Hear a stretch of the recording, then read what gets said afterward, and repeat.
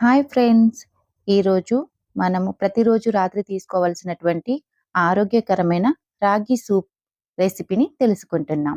మరి తయారీ విధానం, కావలసిన పదార్థాల గురించి తెలుసుకుందాం. క్యారెట్ సన్నగా తరుక్కున్నది, సన్నగా తరుక్కున్న పాలకూర కొద్దిగా, క్యాప్సికం ముక్కలు, దొండకాయని సన్నగా తరుక్కోవాలి, పచ్చిమిర్చి ఒకటి సన్నగా తరుక్కున్నది, అల్లం సన్నని తరుగు మరియు మొలకలు ఒక పెద్ద కప్పు.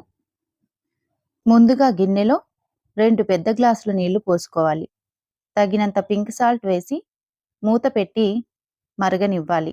5 నిమిషాలు మరిగాక అందులో మనం ముందుగానే కట్ చేసి పెట్టుకున్నటువంటి కూరగాయ ముక్కలన్నీ వేసి ఇంకో 5 నిమిషాలు మరగనివ్వాలి. కూరగాయ ముక్కలు బాగా మరిగాక అందులో 1 కప్పు రాగి పిండి ముందుగానే నీళ్లతో కలిపి పెట్టుకోవాలి. ఆ రాగి పిండి మిశ్రమాన్ని ఈ ఉడుకుతున్న నీటిలో వేయాలి. తరువాత కొద్దిగా జీలకర్ర పొడి, కొద్దిగా మిరియాల పొడి వేసి 5 నిమిషాలు బాగా కలుపుతూ ఉడకనివ్వాలి.